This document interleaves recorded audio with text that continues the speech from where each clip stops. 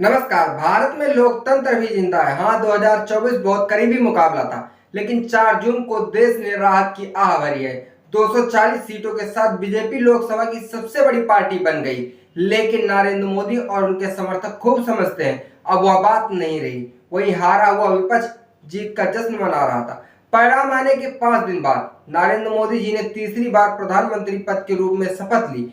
इस तरह उन्होंने अपनी ही पार्टी के अटल बिहारी वाजपेयी जी की बराबरी तो कर ली, जिन्होंने 1996, 1998 और 1999 में प्रधानमंत्री जी के रूप में शपथ ली थी। लेकिन भारत के सम्मानित नेता और आजादी की लड़ाई के नायक जवाहरलाल नेहरू जी की बराबरी करने की मोदी जी की मंशा अधूरी रह गई। नेहरू जी ने 1962 के लोकसभा चुनाव में कांग्रेस पार्टी को लगातार तीसरी बार अपने दम पर भारी बहुमत दिलाया था। इससे पहले भी नेहरू जी ने ब्रिटिश राज के तहत हुए 1946 के चुनाव में पार्टी को बड़ी जीत दिलाई थी और वायसराय की कार्यकारी परिषद के उपाध्यक्ष प्रधानमंत्री के रूप में शपथ ली थी।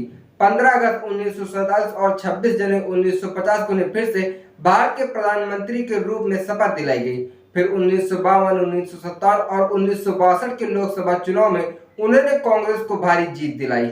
नरेंद्र मोदी जी हार से तो बच गए, लेकिन बड़ी मुश्किल से, वह भी ऐसी पिच पर जिसे उनके लिए ही तैयार किया गया था। इस बार के चुनाव ना तो स्वतंत्र थे और ना ही निष्पक्ष।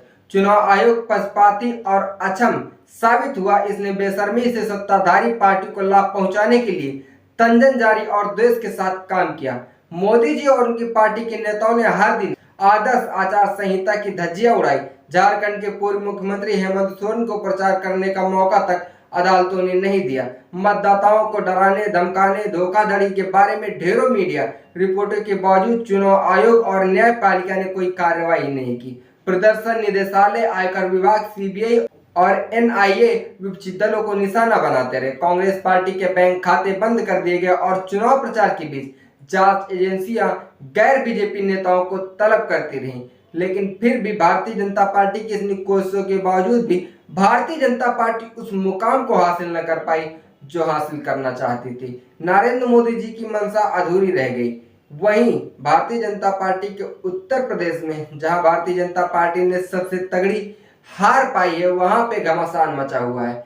कुछ लोग कह रहे हैं, राजनीतिक और विशेषज्ञों का दावा है कि योगी आदित्यनाथ को हटा दिया जाएगा, तो वहीं दूसरी तरफ कुछ राजनीतिक विशेषज्ञ ये भी कह रहे हैं कि योगी आदित्यनाथ को हटाना मुश्किल ही नहीं, इस वक्त नामुमकिन है। क्योंकि अगर योगी आदित्यनाथ को उत्तर प्रदेश से हटाया गया तो भारतीय जनता पार्टी का वर्चस्व पूरी तरह से खत्म हो जाएगा।